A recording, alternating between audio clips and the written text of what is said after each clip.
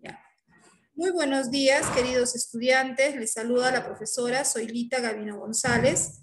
Y el día de hoy vamos a hablar de los antibióticos. Entonces, pero nosotros para poder hablar de los antibióticos debemos saber qué son los antibióticos y cómo es que estos nos ayudan. Bueno, te cuento que la historia de los antibióticos empezó con este señor. Él se llama Alexander Fleming. Y mira lo que está observando. Él está observando una lámina llamada placa Petri. Este es un platito de vidrio circular, transparente, que se llama placa Petri y se utiliza para cultivar bacterias. Y la observación que está haciendo Alexander Fleming es que impresionantemente las bacterias que él ha estado cultivando han empezado a morir, han empezado a retroceder. Y cuando investigó un poco más, descubrió que había un hongo que causaba que las bacterias retrocedan. Ese hongo se llama el hongo penicilina. Ese hongo, penicillium, perdón, el hongo se llama penicillium, es este hongo, mira. ¿Alguna vez habrás tenido en casa una naranja, una mandarina, una toronja que se ha hongueado, que se ha hecho así, ¿no? Que le ha aparecido este hongo encima, es una mancha entre blanco, verdoso y a veces puede tener un tono azulado. Ese hongo que le crece a los frutos cítricos es el hongo penicillium. Y este hongo penicillium es un hongo que a nosotros nos beneficia porque a partir de ese hongo se produce una sustancia llamada penicilina. ¿Alguno de ustedes sabe cómo Alexander Fleming descubrió la penicilina? Liz, pero eso no es como un moho. Sí, los mohos son hongos, son tipos de hongos. Los hongos se dividen, hay varios tipos de hongos, hongos unicelulares como la levadura, hay mohos como el moho del pan, este es el moho de la fruta, y también conocemos hongos más grandes que son como las setas o champiñones. Hay tipos de hongos, ¿no? Y el moho es un tipo de hongo. Y particularmente este hongo, llamado, o este moho, como quieras llamarlo, penicillium, es el encargado de producir la sustancia penicilina. ¿Alguien tiene idea cómo descubrió Fleming la penicilina? Les doy 3 puntos. A ver, ¿alguna vez he contado esa historia y de repente alguno de ustedes que recuerda el pasado se acuerda cómo descubrió Alexander Fleming la penicilina? Es una de las grandes historias de la biología y de la medicina. ¿No? ¿Nadie? ¿No se acuerdan? Entonces tendré que contarles la historia. Ni modo. Miren, según cuenta la historia, Alexander Fleming, este señor, ya llevaba buen tiempo intentando descubrir la cura para las enfermedades bacterianas. Habían muchas enfermedades bacterianas. Una de esas enfermedades, por ejemplo, la gangrena, ¿no? Cuando había sucedido que Estados Unidos, él es norteamericano, Estados Unidos había estado en guerra, y en la famosa guerra, ¿no? Y habían vuelto de la guerra muchos soldados, pero por heridas que lógicamente se hacen en la guerra, la herida se había infectado, se había gangrenado. Entonces, ¿qué tenían que hacer? Tenían que amputarle el brazo, amputarle la pierna. Liz, creo que él hizo crecer moho en un cultivo, ¿no? ¿Cómo dices? ¿Cómo describió Alexander Fleming la penicilina? La hizo crecer en un cultivo, el moho. Sí. Ah, ya. Y entonces, parte de la historia dice que él tenía un amigo, un gran amigo que falleció a causa de estas infecciones, siendo joven aún. Entonces, él se obsesionó por descubrir una cura, algo que mate a las bacterias. En esa época se usaban algunas sustancias químicas que le daban a los pacientes, pero que en el laboratorio esas sustancias químicas funcionaban. Pero cuando al paciente luego le ponían ese medicamento, mataba al paciente. Entonces Fleming encontraba que habían fármacos que funcionaban en el laboratorio. O sea, si la bacteria estaba en un platito como este, que es la placa Petri, tú le echabas algunos químicos, matabas a la bacteria. Pero el problema era que si tú le ponías ese medicamento al paciente a una herida o le hacías tomar al paciente, el paciente se moría. ¿Por qué? Porque el cuerpo no resistía ese medicamento. Mataba bacterias, pero mataba al humano. Y así Fleming estuvo varios años investigando, buscando, y él siempre hacía sus cultivos de bacterias. Esto tenía bastantes cultivos en todo su laboratorio. Y a cada cultivo le echaba una cosa, otra cosa, otra cosa, otra cosa, a ver qué era lo que podría matar a la bacteria, ¿no? De esto, según cuenta la historia, había trabajado mucho tiempo y no salía de vacaciones, pasaba demasiado tiempo en el trabajo. Ya le había prometido a su familia irse de vacaciones, de viaje de vacaciones. Hasta que finalmente llegó el día que su esposa entró a su laboratorio y le dijo: Alexander, el carro está afuera, nos vamos de vacaciones. Pero estoy trabajando, dijo él. No, nos vamos. Está todo listo, tenemos que irnos, sí o sí tenemos que irnos. Entonces, Alexander, dejando unos platitos de estos, unas placas Petri destapadas, porque estos vienen con su tapita, él lo dejó destapado y dejó las ventanas abiertas, todo así como estaba, ¿no? No lo lavó, no lo limpió, todo lo dejó tal Como como si estaba fuera, por así. observándolo y se fue de vacaciones durante 2 semanas. Según cuenta la historia, cuando Como, él como vuelve, si hubiera encuentra sido por accidente. lógicamente su laboratorio hecho un desorden. Pero al ponerse a revisar todo lo que había pasado en sus bacterias, con sus cultivos bacterianos, se da cuenta que una de esas placas Petri que había quedado destapada, había entrado algo a la placa Petri que había hecho retroceder a las bacterias. Todo el plato debería estar lleno de bacterias en 2 semanas, deberían haberse multiplicado más. Pero a diferencia de eso, él vio que las bacterias habían retrocedido y muchas bacterias era evidente que habían muerto. Entonces dijo: ¿qué hay acá que ha hecho retroceder a las bacterias y que ha matado a tantas bacterias? Luego de un minucioso análisis se dio cuenta que lo que había entrado ahí era el moho de esta fruta, ¿no? Tenía toronjas. Él en su laboratorio tenía por costumbre comer toronja. Entonces, de la toronja había el moho azul, que se le llama penicillium. Este había entrado. ¿Cómo había entrado? Como la ventana estaba abierta, el viento sopló y ese moho es como una espora, como un polvito fino, cayó en el platito de bacterias y las hizo retroceder. Prácticamente Fleming descubrió a la cura de la humanidad en un accidente, ¿no? Fue un feliz accidente lo que le pasó. Él descubrió que lo que hacía retroceder a las bacterias era la penicilina, perdón, el penicillium, el hongo. Pero él tenía que aislar la sustancia química que produce ese hongo para poder hacer un medicamento. Tenía que probarlo para estar seguro de que no vaya a matar a las personas, porque ya habían hecho experimentos antes y ya habían muchos medicamentos que sí causaban la muerte de las personas. Entonces, él tuvo que hacer muchas pruebas para esto, ¿no? Hasta que, ¿y saben cuánto tiempo se demoró? Se demoró 10 años, 10 años desde el momento que descubre el hongo penicillium para multiplicar, sacar más hongos. Todo su laboratorio se llenó de pronto de puras toronjas malogradas, hongueadas, y de ahí recogía ese hongo azul y lo cultivaba en sus láminas llamadas placas Petri, y ahí cuando tenía bastantes los procesaban y llegaban a sacar esa sustancia química que produce el hongo, que es la penicilina. Le puso de nombre penicilina en honor al hongo del que se produce, ¿me entienden? Entonces, así empezó la época de los antibióticos. Hoy en día tenemos antibióticos para combatir enfermedades bacterianas, como lo dijo su colega, ¿no?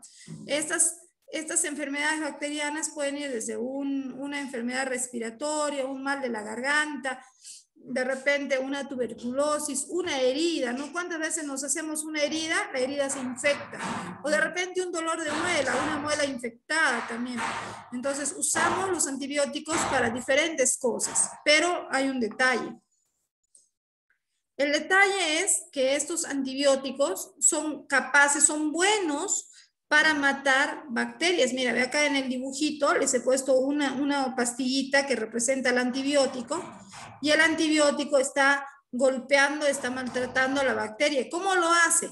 Los antibióticos pueden causar roturas en la membrana y en la pared bacteriana. Entonces entra agua y la bacteria se hincha, revienta y muere. Destruyen la membrana celular, la pared celular de las bacterias, no deja que las bacterias se puedan multiplicar. Eso hacen los antibióticos y por eso son buenos. Pero hay un problema. Aquí también vemos cómo actúan los antibióticos, ¿no? Vemos la acción de los antibióticos. Los antibióticos causan la muerte de las bacterias. ¿Cómo pueden causar la muerte de las bacterias? Mira, A de antibiótico y estas son las bacterias. Pueden causar la muerte de las bacterias perforando la pared bacteriana, perforando la membrana celular bacteriana, impidiendo la elaboración de proteínas bacterianas. No dejan que las bacterias fabriquen proteínas y así mueren las bacterias. Impide la formación del ADN bacteriano. No deja que las bacterias se sigan multiplicando hasta que finalmente mueren. O sea, los antibióticos pueden hacer muchas cosas muy, muy buenas que a nosotros nos favorecen, ¿no? Y es en contra de las bacterias malas. Y digo en contra de las bacterias malas, pero también pueden actuar en contra de las bacterias buenas. ¿Ustedes saben en qué parte de nuestro cuerpo tenemos bacterias buenas? A ver, chicos, En la ¿saben? sangre, tal vez. No, la sangre no. La sangre no tiene bacterias. No se conoce que la sangre tenga bacterias buenas. Donde tenemos bacterias buenas es en el intestino grueso. Cuando tú tomas yogur o vas al supermercado a comprar una botella de yogur, vas a ver que algunas marcas de yogur dicen que tienen probióticos y otras dicen prebióticos. Estas etiquetas están indicando que sirven, que contienen alimento para las bacterias y otros yogures contienen bacterias. Esos prebióticos son bacterias buenas que normalmente nosotros tenemos en el intestino grueso y se llama flora bacteriana o flora intestinal. ¿Han escuchado hablar de la flora intestinal? ¿Alguien ha escuchado hablar de la flora intestinal? A ver, ¿como para qué será buena la flora A mí intestinal? me suena haberlo escuchado. Sí, ¿no? Pero, ¿y alguien tiene idea de para qué En será? algunos alimentos decían, no sé, mejora la flora intestinal o algo por el estilo. No Sí, sé, me suena de algo. sí, tienes razón. En varios alimentos mencionan que son buenos para mejorar Principalmente en lácteos. en yogures, ¿no? En yogures. Ujú. Efectivamente, cuando te hablan de la flora intestinal, te están hablando de las bacterias. Mejoran tus bacterias, ¿ya? ¿Y dónde están esas bacterias? En el intestino. ¿Para qué sirven las bacterias de la flora intestinal? Esas bacterias que viven en el intestino grueso sirven para fabricar algunas vitaminas buenas que tiene nuestro cuerpo, como la vitamina B, que para la cabecita, no tengas dolores de cabeza, estés bien, o también la vitamina K para la coagulación de tus sangres. Cuando te falta esta vitamina, pues vas a tener hemorragia, ¿no? Yo me acuerdo que tenía una alumna, cuando ya las clases eran presenciales antes, una vez una alumna me contó el caso. Me dijo, profesora, un día me dijo que había estado enferma, comió algo que le había caído mal y a consecuencia de eso ella había tenido diarrea. Me dijo, profesora, he estado con diarrea. Ayer todo el día he estado con diarrea, mucho me dolía mi estómago, había comido en la calle. Ya le dije, espero que te mejores. Digamos, tuve clases con ella el lunes y me contó lo que le había pasado. Yo le dije, hidrátate, te vas a recuperar. y el martes no tenía clases con ella, ni tampoco el miércoles, tuve el jueves. Y cuando la volví a ver el jueves, la chica estaba bien débil. Me dijo que había faltado 2 días al colegio y me dijo que ese día había empezado en la mañana a sangrar por la nariz y que sus ojos, ¿verdad?, estaban totalmente rojos, como que alguien le hubiera dado un golpe y hubiera sangrado por los ojos. Y cuando estábamos ahí, volvió a sangrar por la nariz y sangraba abundantemente, ¿no? Entonces, entonces yo recordé que ella me había contado que el lunes había estado con diarrea y la diarrea era ella me dijo, he tenido una diarrea muy fuerte, todo el día he estado con diarrea abundante, a pesar de que no comía nada, todo lo perdía. Entonces, esto, por ejemplo, ¿qué es lo que le había ocurrido? Esta diarrea le había llevado a un sangrado. ¿Por qué? Porque al haber tenido una diarrea tan fuerte, tan agresiva, junto con las heces líquidas que había perdido, ella también había perdido buena cantidad de sus bacterias buenas, la flora intestinal. Y al perder su flora intestinal, ¿qué es lo que hacen esas bacterias? Fabrican muchas vitaminas. Entre las vitaminas que fabrican está la vitamina K de la coagulación de la sangre. Entonces, ya no estaban fabricando su vitamina K y lo que se manifestaba en ella era en forma de hemorragias, ¿no? Ella se quejaba mucho de dolor de cabeza y sangraba abundantemente. A cada rato estaba que se iba en sangre la pobre niña, bastante, una cantidad impresionante de sangre, ¿no? ¿Cuál fue el tratamiento recomendado? Obviamente se le pidió que vaya al médico y mientras fuera y todo eso, le dimos de tomar yogur.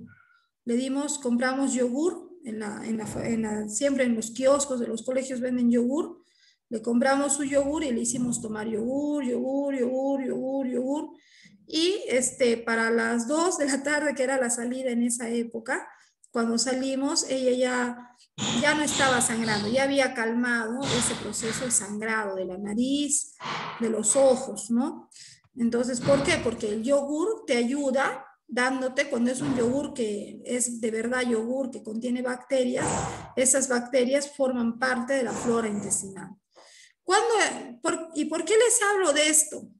Porque en este caso particular, que siempre a veces a mí me preguntan los estudiantes, me sangra la nariz, ¿por qué será? Muchos estudiantes, por ejemplo, entre malos hábitos alimenticios que tenemos, es que no comemos cosas que alimenten a tus bacterias. Siempre decimos, no, come frutas, come verduras, pero ¿por qué debemos comer frutas y verduras? Porque las frutas y verduras son la comida favorita de nuestras bacterias. Nuestras bacterias quieren comer, necesitan comer frutas y verduras. Y así la flora bacteriana o la flora intestinal está fuerte. Pero ¿qué pasa cuando una persona, de repente tú ahorita por el frío, estás de repente un poco achis, un poco resfriado? No tienes COVID, tampoco tienes tuberculosis, ni ninguna enfermedad así, solamente es un resfriado viral o por un cambio de clima que ahorita está haciendo tanto frío. Y entonces, como estamos un poco nerviositos con estas enfermedades del COVID, algunos se desesperan y dicen, no voy a hacer COVID, por si acaso tómate tu antibiótico. Y la mamá le está dando de repente amoxicilina o le está dando acitromicina o alguna de gentamicina. Hay varios antibióticos que hoy en día podrían estar tomando.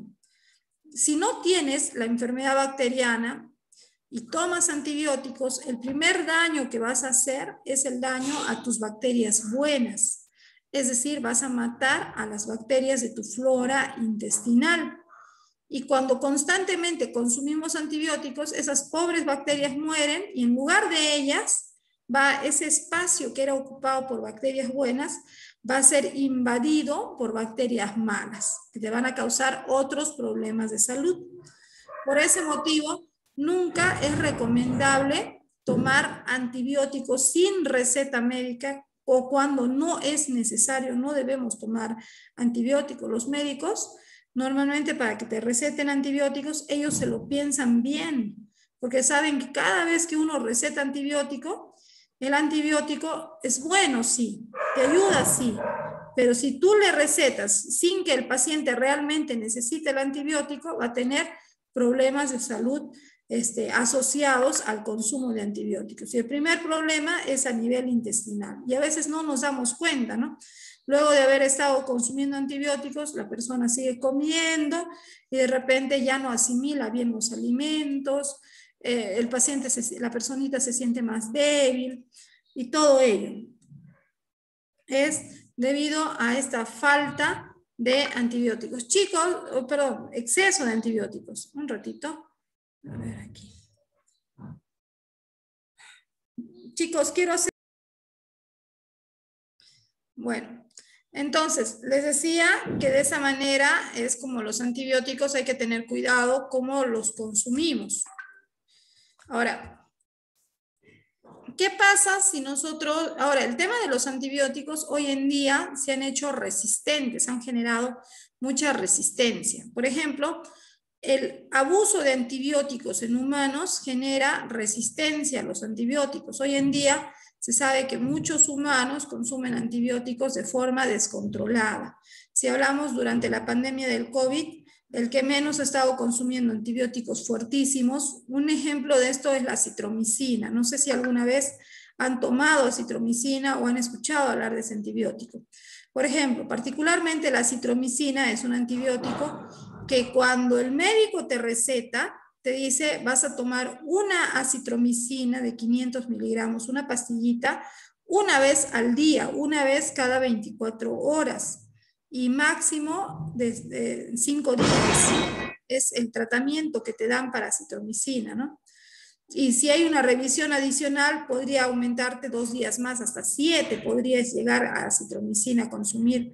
Pero durante la pandemia del COVID, por ejemplo, se ha evidenciado que muchas personas en su desesperación, pensando que tienen la enfermedad o aún teniéndola o no, han ido a la farmacia, no al médico, han ido a la farmacia, y en la farmacia les han dicho, tómate acitromicina 3 veces al día, mañana, tarde y noche.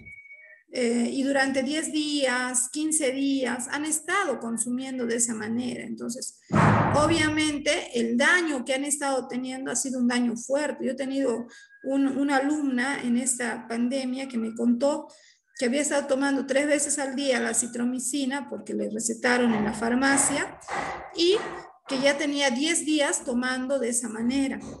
Para cuando me cuenta lo que le está pasando, ella ya estaba vomitando sangre. Ella me dice, profesora, me siento débil, me siento mal, tos, en realidad tengo muy poca tos, lo que más me duele es todo mi cuerpo y estoy vomitando sangre.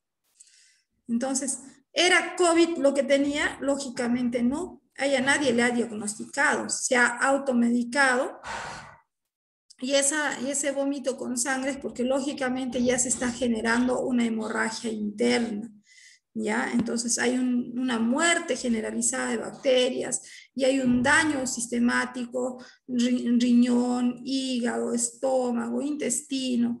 Entonces hay que tener mucho cuidado, jóvenes. Ustedes ya son bastante grandecitos y pueden estar pendientes de lo que sucede en casa. Si alguien tiene la necesidad de tomar un antibiótico, verifica que haya sido recetado por el médico, no por un enfermero, no por un enfermero técnico, no por un farmacéutico. Ellos no son médicos, ya hay que tener cuidado de eso. Y particularmente, si está tomando, por ejemplo, ese antibiótico, acitromicina, no se debe tomar más de 5 días y no se debe tomar más de una vez al día. Ese es el tratamiento, ¿ya? Y si no le hace efecto, no porque le des más, le va a hacer efecto. Si no le hace efecto es porque esas bacterias que tiene, si es que es una infección bacteriana, se han vuelto resistentes a ese antibiótico. Por eso acá les he puesto este dibujo, ¿no? De una bacteria, superbacteria, que está pisando al antibiótico. ¿De acuerdo? También se ha hecho resistencia a los antibióticos debido a que los animales hoy en día consumen gran cantidad de antibióticos, los animales de granja, ¿no? Para que no se enfermen y lleguen a gran tamaño y tengan una mayor producción, que es lo que hacen. A todos los animales les dan antibióticos. al pollo, al pollo, a la vaca, a la res, al carnero, al chancho, les dan bastantes antibióticos y a veces les dan tantos antibióticos que ellos hacen resistencia y también esta resistencia puede llegar a afectarnos a nosotros, ¿no? Hace que las bacterias que se vuelvan más fuertes, a eso me refiero. También es un problema porque es bien difícil encontrar a las superbacterias. Superbacterias o bacterias resistentes a los antibióticos son bien complicadas de hallar. Es como Superman, ¿no? Siempre andan de incógnito. Aquí leemos, a ver, no sé si uno de ustedes puede leer el dibujo, la parte inferior. Adelante, pueden leer.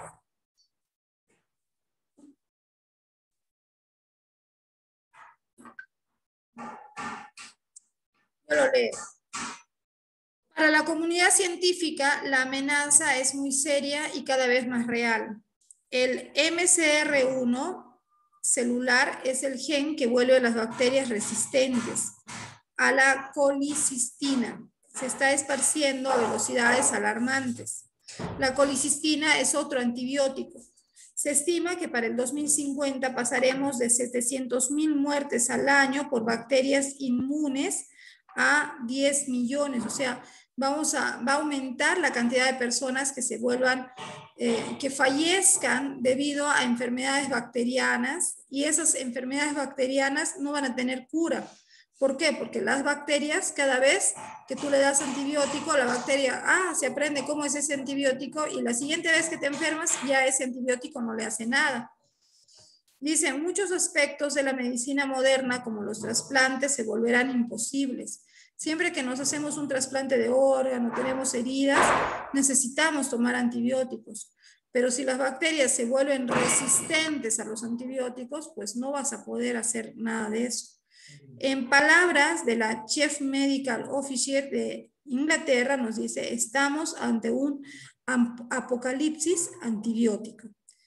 Se espera, hace 20 años atrás, se hizo la predicción de que estábamos cerca de pasar o de vivir una pandemia viral por una enfermedad respiratoria como la gripe. Esto que estamos viviendo hoy en día del COVID-19 es algo que se predijo hace más de 20 años. Ya el mundo científico, la comunidad científica, siempre hablaba de esto, ¿no? Siempre hablaba de que en algún momento ya en México, ya en China, ya se sospechaba también dónde iba a aparecer la pandemia, ¿no? Uno de los países donde se esperaba que aparezca era México y otro era China. ¿Por qué? Porque tienen malos hábitos de higiene, eso que no vinieron a Perú. Entonces, se esperaba que iba a haber una pandemia viral por un virus respiratorio, una enfermedad respiratoria. Y siempre los médicos, los infectólogos, los Y virólogos. creo que también sacaron ese pronóstico debido a la cantidad de gente que hay en México y en China. China, al ser un país que, digamos, no es tan grande a nivel geográfico, a nivel comercial, sí es enorme. Estamos hablando de la sobrepoblación que tiene China. Al haber tanta gente acumulada, esto hizo que el virus se propagara más rápido. Como gente viajaba, iba a otros lugares del mundo, esto hizo que también se propagaba. Y no iba más de un chino a un solo lugar, hay más. Claro, es el país con la mayor población del mundo, ¿no? Por eso ya se esperaba en realidad que haya una pandemia y miren, la predicción sin ser mago, sin ser hechicero ni nada, se ha cumplido tal cual se ha predicho. Pero ahorita hay otra predicción más que han hecho los médicos, que esta es aún peor que la predicción de la pandemia viral respiratoria, que es la que se esperaba. Esta predicción es la de los antibióticos y ya tenemos varios años que todos los años se habla lo mismo en los colegios médicos, en las reuniones, siempre se está tocando el tema del antibiótico.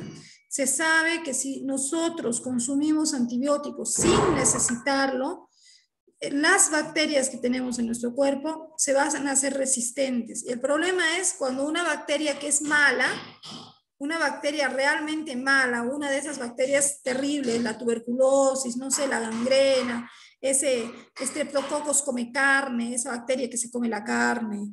Hay tantos, ¿no? Hay tantas bacterias que una de esas se vuelva resistente a todos los antibióticos, sería una catástrofe mundial, porque así de rápido como nos hemos contagiado del COVID y que nos ha llevado a una pandemia con un encierro total, también podríamos pasar nuevamente por lo mismo y sería aún peor porque no tendríamos ninguna forma de tratarlo, no hay medicamentos, volveríamos a la época antes de Alexander Fleming. Antes de Alexander Fleming y antes de ese descubrimiento de la penicilina, si una persona se enfermaba de una enfermedad bacteriana, sí o sí se moría.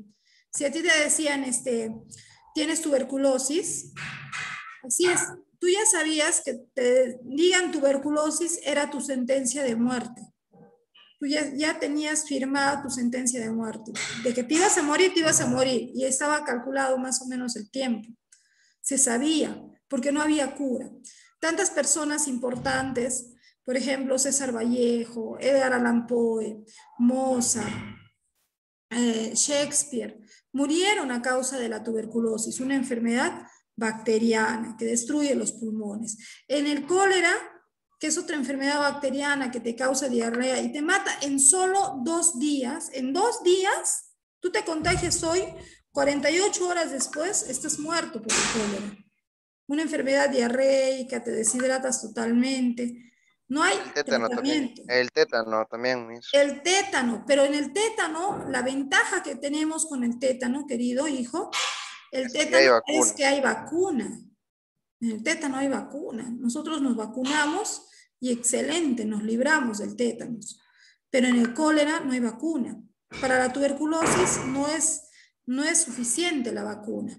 No es suficiente. Hay una vacuna sí que nos ponen para prevenir la tuberculosis, pero hay que tener todas las medidas de cuidado, porque a pesar de estar vacunado, uno se puede enfermar.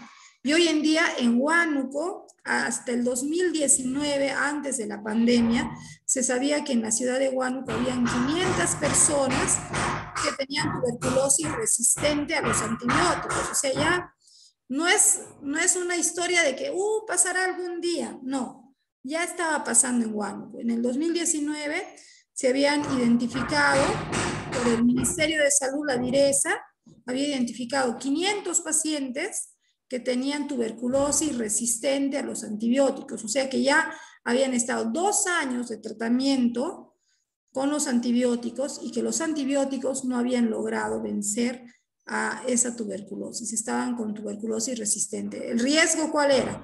Que ellos contagien a su familia, a los de su entorno y que más personas hagamos esa enfermedad resistente, ¿no?